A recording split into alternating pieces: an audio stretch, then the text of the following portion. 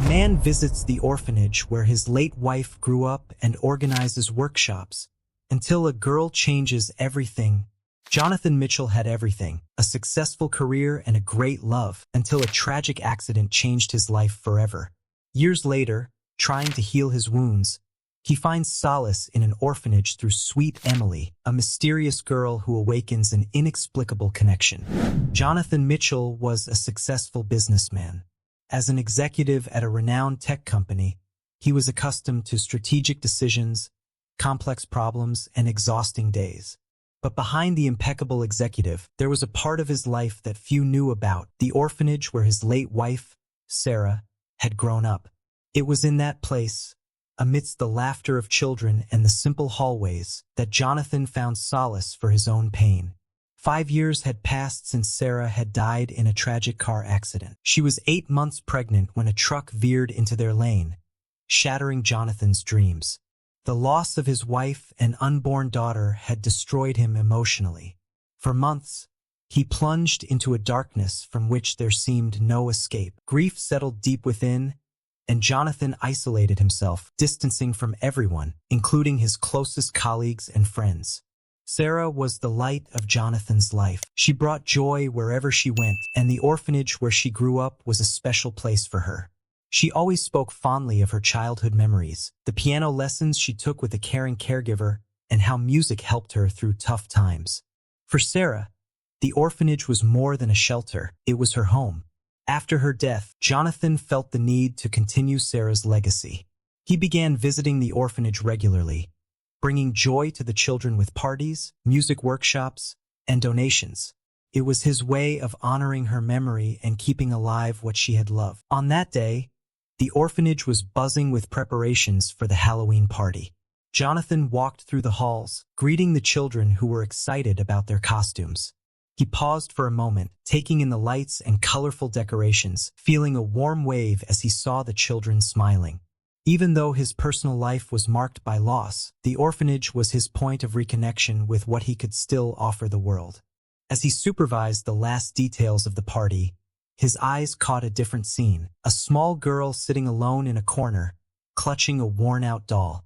She watched the other children from a distance, with a calm yet distant expression.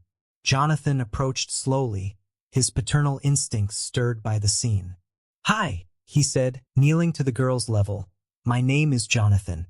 Why aren't you playing with the other kids?" The girl looked at him with wide, curious eyes but remained silent for a moment. Then she whispered, "My name is Emily."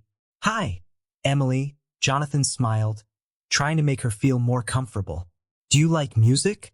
She nodded shyly, looking down at the floor. "Miss Margaret teaches me piano. My mom liked music too." Those words hit Jonathan like a wave of emotions he hadn't expected. Sarah also loved the piano, and he remembered how she would spend hours playing gentle melodies that filled their home with life. He looked at Emily more closely. The resemblance between her and Sarah, though subtle, was undeniable. "Would you play for me at the music workshop later?" Jonathan asked, his voice filled with emotion. Emily looked up, a soft sparkle appearing in her eyes. "I'd love to," she replied, with a shy smile that warmed Jonathan's heart. As he walked away, he felt a restlessness growing inside him. Something about this girl moved him in a way he couldn't explain. Jonathan knew he had to understand the reason behind this connection that seemed to come out of nowhere. In the days that followed, Jonathan couldn't get Emily out of his mind. The girl was different from the other children. It wasn't just her quiet demeanor or the way she observed the world around her, but something deeper, something that stirred a sense of familiarity within Jonathan. Every time he visited the orphanage, his eyes would automatically search for Emily. It was impossible not to notice her presence, even when she hid in the corners, with her reserved and mature behavior for her age. He felt an inexplicable need to protect her, to be near her, and this scared him. Was it just a coincidence? Was his mind, still devastated by grief, projecting the image of the daughter he had lost onto Emily? On one of his visits, while organizing another music workshop, Jonathan saw Emily walking toward him, carrying a small violin. The instrument seemed old but well cared for. "Do you play the violin?" Jonathan asked, surprised. Emily nodded, smiling shyly. "I'm learning. Miss Margaret taught me. She said my mom played too." Jonathan's heart raced. Sarah had learned to play the violin at the orphanage long before she fell in love with the piano. The coincidence was simply too significant to ignore. He observed Emily for a long moment, trying to rationalize what he was feeling. Could it be that the girl had some sort of connection to Sarah beyond mere coincidence? He wondered if he was just desperately searching for a connection, a meaning, amidst his pain.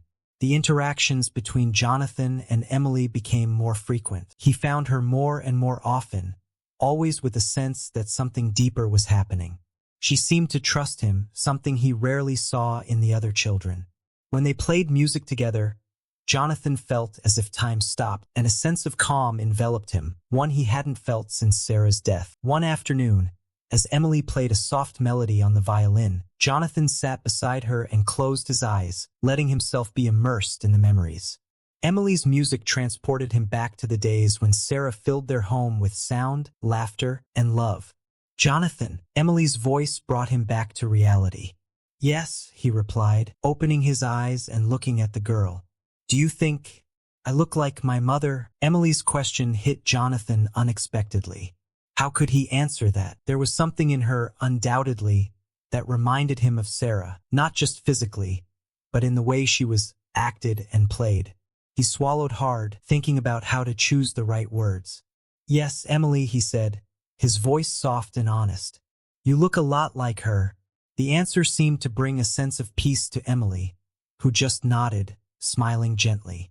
Jonathan, on the other hand, felt more confused than ever. He knew he needed to find out the truth. This sense of familiarity was much more than a mere coincidence, and he was determined to understand what was happening. As the weeks passed, with each encounter with Emily, Jonathan became more convinced that something was wrong, or perhaps right in a way that was too perfect to be a coincidence. The idea that Emily might be his lost daughter started as a distant thought, almost impossible, but it became a constant weight in his mind. The coincidences, the girl's behavior, her skill with musical instruments, everything pointed to a connection that he could no longer ignore. One night, Jonathan found himself recalling that fateful day at the hospital. Sarah was in labor when the accident happened, and everything became a blur of doctors rushing and urgent decisions. He remembered the moment when the doctor delivered the devastating news. Neither Sarah nor the baby had survived. Jonathan, crushed by grief, didn't question it. He didn't ask for more details. At that moment, nothing made sense. His life had lost all meaning. But now, with Emily in his life, doubt began to grow. For the first time, he wondered if something could have gone wrong that day. What if his daughter had survived? What if, by some mistake, she had been put up for adoption? The idea seemed crazy, but Jonathan couldn't shake it. Determined to find out the truth, he hired a private detective. He asked him to investigate the records of the hospital where Sarah had given birth. Meanwhile, Jonathan started asking discreet questions at the orphanage. He spoke with Margaret, the director, trying to learn more about Emily's past. Margaret revealed that the girl had been left at the orphanage as a baby, with little information about her parents. There were no significant records, just a simple note asking that they take good care of her. This revelation made Jonathan's heart race. Everything seemed to fit, but he needed more proof. He began visiting the orphanage more frequently, paying attention to every detail. Emily grew closer to him, and with each encounter, the sense of familiarity grew. She reminded him of Sarah, and the idea that she might be his daughter took root in his mind. After weeks of agonizing waiting, the detective finally called. "Jonathan, we found something in the hospital records," he said with a serious tone. "It appears there was a mistake. The baby you thought had died was put up for adoption by mistake." Jonathan felt as if the ground had collapsed beneath him. What the detective was saying was so unbelievable that he could barely process it. Emily could be his biological daughter. The daughter he thought was lost forever had been right in front of him all along. "I need more information," Jonathan said, his voice trembling with emotion. "We have to be absolutely sure." While the detective promised to continue investigating, Jonathan knew deep down that the answer was already before him. He had always known, in some way, that there was something special between him and Emily. Jonathan spent the following days on an emotional roller coaster. The detective's discovery had shaken his foundations, and he found himself unable to think about anything else but Emily. Could it really be possible that she was his daughter?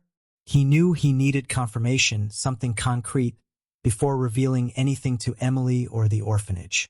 Determined to end the doubt gnawing at his soul once and for all, Jonathan decided to request a DNA test. He spoke with Margaret, carefully explaining the situation. Margaret was visibly surprised but, after hearing the story, agreed to help Jonathan carry out the test. After all, it was the only way to ensure everything was done properly and that no other child would suffer from unfulfilled expectations. While waiting for the results, Jonathan visited the orphanage more often, spending more time with Emily. He observed her even more closely, noting every detail, the way she furrowed her brow when concentrating, how her laughter echoed in the music room. It was impossible not to see Sarah in each of these little traits. The more time Jonathan spent with Emily, the more certain he became that she was his daughter. One day, while they were playing in the orphanage garden, Emily surprised him with a question that touched his heart directly. "Jonathan," she said, her voice soft and filled with curiosity, "do you think I'll ever find my real mom?" The question made Jonathan's heart ache. He wanted so much to tell her the truth at that moment, but he knew it would be irresponsible without the DNA test results. Jonathan took a deep breath and replied with a shaky voice, "I think you're going to find your family very soon, Emily." Emily smiled at him, a smile full of hope and trust. It was clear that the girl had a strong emotional bond with Jonathan, something he had never felt with the other children at the orphanage. The wait for the test results was torture, but Jonathan knew the truth couldn't be rushed. Finally, after what felt like an eternity, the DNA test results arrived. Jonathan locked himself in his office, holding the envelope with trembling hands. He knew that opening that envelope would change his life forever, for better or worse. Taking a deep breath, Jonathan tore open the envelope and read the results. Emily was his daughter. A wave of emotion washed over Jonathan. Silent tears rolled down his face as he processed the truth. The daughter he thought he had lost was alive, and he had found her. He clutched the test results to his chest, feeling a mixture of relief and joy so intense he could barely contain himself. Knowing he couldn't waste any more time, Jonathan began planning his next steps. He needed to adopt Emily. She could no longer stay in the orphanage now that the truth had been revealed. Determined, he began organizing everything to bring his daughter home. Jonathan felt a new sense of purpose in his life. Discovering that Emily was his daughter filled him with a joy he hadn't felt since Sarah's death. But despite this happiness, he knew there was still much to do. Adopting Emily wouldn't be a simple process, and Jonathan was determined to make sure everything was done correctly, without causing more trauma to the girl. The first person he spoke to was Margaret. They sat in the orphanage office, and Jonathan explained the entire story, from the accident to the discovery that Emily was his biological daughter. Margaret was visibly shocked, but at the same time relieved that Emily had finally found her family. "I could never have imagined," Margaret said, her voice gentle and filled with emotion. "Emily has always been a special girl, and now everything makes sense."